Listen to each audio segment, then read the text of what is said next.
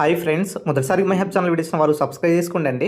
ప్రభుత్వ మెడికల్ కాలేజ్లో 607 అసిస్టెంట్ ప్రొఫెసర్ల పోస్టులకు సంబంధించినటువంటి నియామకాలను ఇక్కడ సర్కార్ అయితే లైన్ క్లియర్ చేయడం జరిగింది. ఏదైతే వైద్య ఆరోగ్య శాఖల్లో ఉన్నటువంటి ఖాళీలన్నీ కూడా భర్తీ చేస్తామనేసి కూడా చెప్పడం జరిగింది. దాంతోపాటు మనకు యూనివర్సిటీలకు సంబంధించినటువంటి భారీగా ఖాళీలు అయితే ఉండడం జరిగింది. దాదాపుగా 2125 పోస్టుల అధ్యాపక పోస్టులకు సంబంధించినటువంటి ఖాళీలు ఉన్నటువంటి సమాచారం. సో ఇప్పటికే కాంట్రాక్ట్ సంబంధించినటువంటి గెస్ట్ అండ్ పార్ట్ టైం అధ్యాపకులు వచ్చి విద్యా బోధనలు జరుగుతుందనేసి కూడా చెప్పడం జరిగింది. అయితే వాస్తవానికి మరి ఏదైతే వైద్య ఆరోగ్య రంగాల్లో ఏదైతే ఖాళీలు ఉన్నాయో సత్వరమే భర్తీ చేస్తామనేసి అప్పుడే మంత్రివర్యులు కూడా చెప్పడం జరిగింది. దీనికి సంబంధించినటువంటి విషయం పైన కూడా కసరత్తు చేస్తున్నారనేసి కూడా చెప్పడం జరిగింది. వాస్తవానికి ఈ తెలంగాణలో కనుక చూసుకున్నట్లయితే ఇప్పుడు ఉన్నటువంటి సిచ్యువేషన్స్ బట్టి చూసుకున్నట్లయితే బడ్జెట్ సెషన్స్ ఏదైతే సమావేశాలు ఉన్నాయో అసెంబ్లీ సమావేశాలలో ఈ యొక్క జాబ్స్ నోటిఫికేషన్ సంబంధించినటువంటి దానిపైన చర్చించే అవకాశాలు కూడా దాదాపుగా ఎక్కువ కనిపిస్తుంది. కొత్త ఉద్యోగాలకు సంబంధించినటువంటి ఏదైతే ప్రక్రియ ఉన్నదో దాని గురించి ఆలోచించే అవకాశాలు కూడా ఉన్నాయి. మరి ఈ ఇయర్లో సంబంధించినటువంటి నోటిఫికేషన్ వస్తాయా రాదా అన్న దానిపైన ఈ యొక్క అసెంబ్లీ సెషన్స్ అనేది కీలకంగా ప్లే చేస్తుంది. ఎందుకంటే ఒకసారి ఇక్కడ కనుక అసెంబ్లీ సెషన్లలో జాబ్ క్యాలెండర్ అనౌన్స్ చేశారనుకోండి ఖచ్చితంగా దీనికి సంబంధించినటువంటి నియామకాలు అనేది చేపట్టే అవకాశాలు దాదాపుగా ఎక్కువ కనిపిస్తున్నాయి. ఏదైనా సరే ఇటు పోలీస్ సంబంధించినటువంటి నోటిఫికేషన్స్ అయినా సరే, తర్వాత వచ్చేసి మరి విద్యుత్ సంబంధించినటువంటి నోటిఫికేషన్స్ అయినా సరే, తర్వాత వచ్చేసి మిగతా సంబంధించినటువంటి ఏదైతే పవర్ సెక్టర్స్ సంబంధించినటువంటి ఉద్యోగాలైనా సరే, గ్రూప్ సంబంధించినటువంటి ఉద్యోగాలైనా సరే, ఇవన్నీ కూడా రావాలంటే ఖచ్చితంగా ఇక్కడ జాబ్ క్యాలెండర్ ఆమోదం అనేది రావాల్సి ఉంటుంది. సో ఈ నేపథ్యంలో ఇక్కడ ఉన్నటువంటి ప్రభుత్వ మెడికల్ కాలేజీలో దాదాపుగా 600 పైగా పోస్టులకు సంబంధించినటువంటి లైన్ క్లియర్ చేయడం జరిగింది.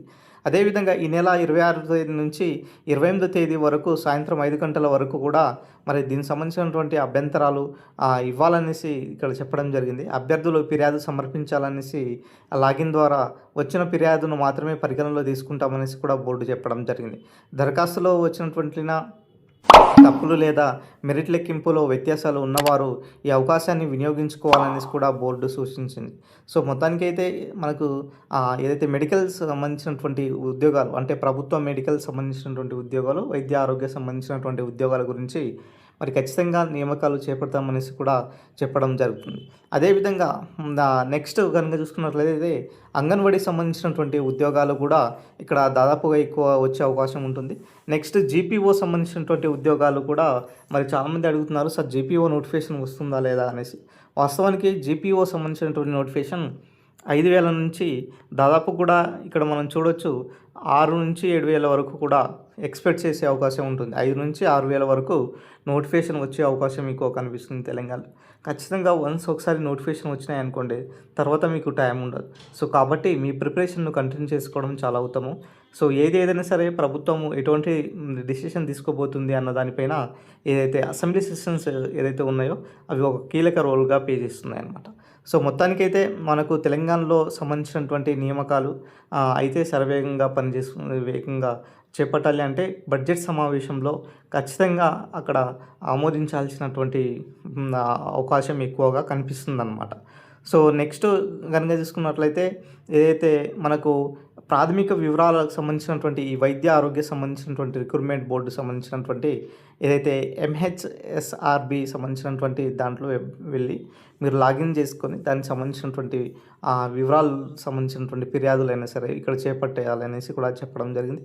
సో అభ్యంతరాల స్వీకరణ గడువు ముగిసిన వెంటనే వాటికి సంబంధించినటువంటి పరిశీలన తుది మెరిట్ జాబితాను కూడా సిద్ధం చేస్తామనేసి కూడా స్పష్టంగా చెప్పడం జరుగుతుంది. ఇది ఓవరాల్గా సంబంధించినటువంటి అప్డేట్.